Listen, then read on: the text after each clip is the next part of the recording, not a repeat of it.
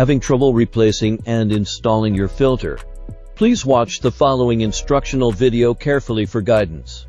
During use, you may encounter a situation where you are unable to successfully install the new replacement filter. It may be because the old filter was pulled out too early during removal, causing the central component to fail to return to its proper position as shown, but do not worry. Our provided key will help you resolve this issue. This key is specially designed for this model of filter. It fits perfectly to the connector and helps reposition the central component, ensuring the proper installation of the new filter.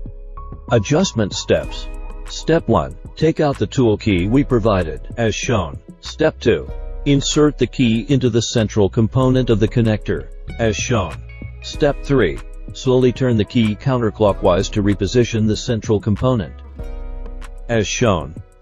Then, you will be able to smoothly install and use your new filter. Start enjoying purity now.